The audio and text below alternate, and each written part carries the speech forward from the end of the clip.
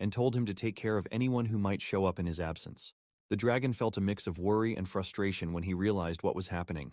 God Mu was only sending his soul to Earth while leaving his body behind. Concerned, the dragon tried to remind him of the risks.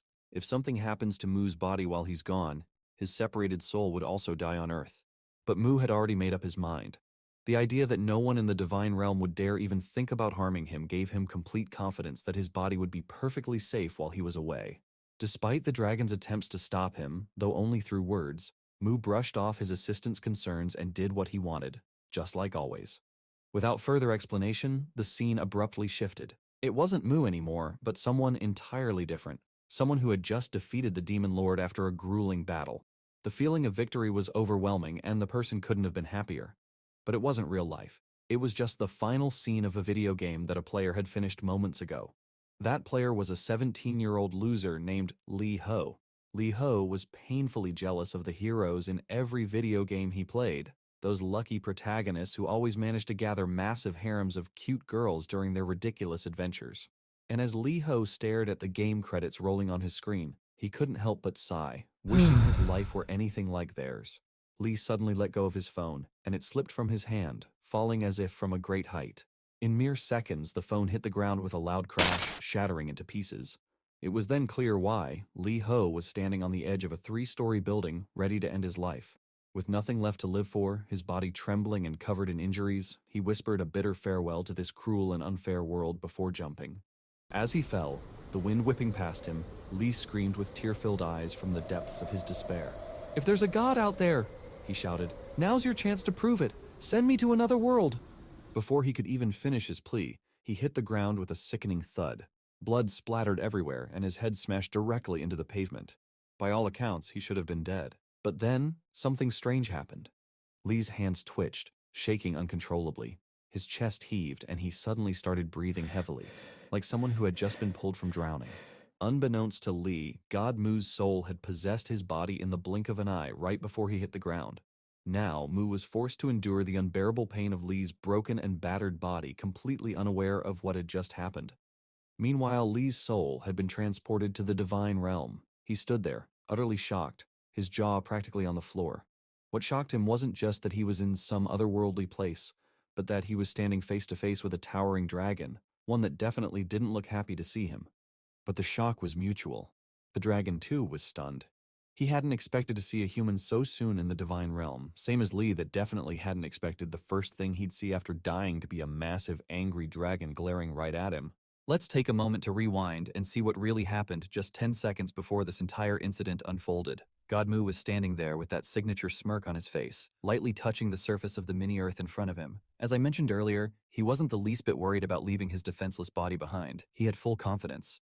Too much confidence, honestly. The dragonling tried to warn him, urging him to think this through. But Mu, reckless as ever, he brushed off the warnings like they were nothing. Without a second thought, he sent his soul hurtling towards Earth, swapping places with Lee Ho's soul. The very next moment, the unexpected happened. As soon as Mu's soul entered Lee's body, he realized he was in a dire life-or-death situation. No time to adjust, no warning. He was in mid-air, plummeting toward the ground at lightning speed.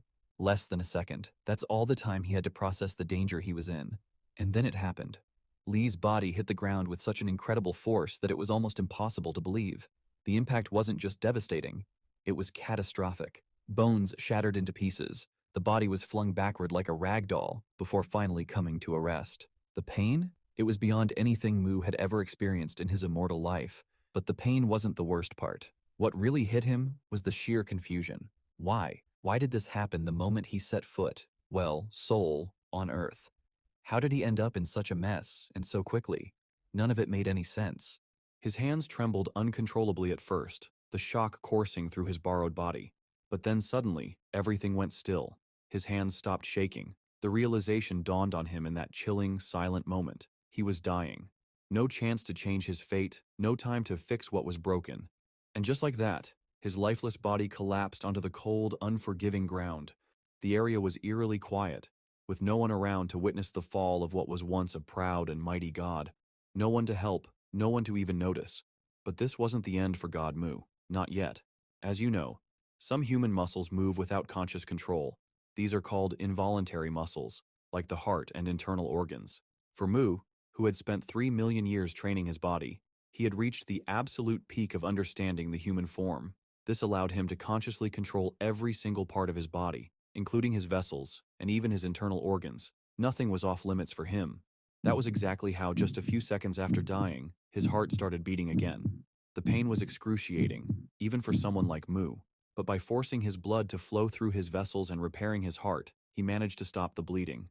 Slowly but surely, Mu began to rise to his feet as if nothing had happened, even though his entire body was still screaming in pain. But instead of being angry about this chaotic situation, Mu found himself oddly happy. Beaten up, covered in blood. It had been so long since he felt anything like this. This feeling convinced him that he'd made the right choice to come here. His next move was to sift through Li Ho's memories to figure out what kind of life this guy had been leading. It didn't take long for him to learn everything about Li. With that knowledge, Mu decided to head back to Li's home, his new base, to figure out his next steps. Surprisingly, Mu found it difficult to walk with Li's weak and injured legs, so, like an ape, he used his hands to support himself, both to move faster and to take some of the pressure off his legs. Not long after, he finally reached Li's house, though the first thing he noticed was a cat had left a poop right in front of the window. As soon as he entered the small, basement-like house, Mu sat down on the creaky bed and started reflecting on what he had learned about Li's life so far. According to Li's memories, he only had one male relative, and that person lived far away from here. It didn't take long for Mu to realize that the guy he had chosen not only lived alone, but was also poor and utterly miserable.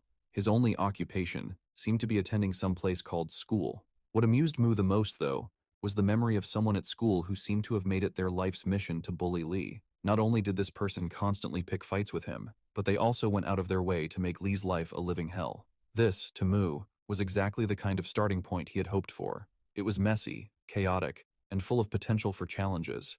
He couldn't be happier about it. Feeling a surge of excitement, Mu threw a random punch into the air to celebrate, but the moment he did, a sharp and unexpected pain shot through his right arm. It felt as if the muscles in his arm had torn apart. Something was definitely wrong. Mu figured the pain in his arm was probably because of how he had overused his hand muscles while awkwardly crawling back home. It became pretty obvious that this body hadn't seen much action. The first thing Mu noticed was that Li had almost never used his arm muscles for anything strenuous, so even the simplest effort left them sore. Still, instead of feeling frustrated or angry about being stuck in such a weak body, Mu smirked. In fact, he was genuinely happy to feel pain like this, after thousands of years of living without it. The next day, the police discovered the bloodstains and shattered glasses at the scene where Li Ho's body had crashed to the ground. They quickly roped off the area, forbidding anyone from entering as they launched their investigation. Meanwhile, Mu casually returned to the crash scene, not to check on the investigation though. The real reason he was there was because that 3-story building near the scene was none other than Li's school, and Mu had decided to keep up with Li's daily routine. He strolled into the school, scanning the halls until he found Li's classroom. His excitement got the better of him as he slid the rail door open with way too much force. The door rebounded and slammed back into him, smacking him squarely and leaving Mu momentarily stunned.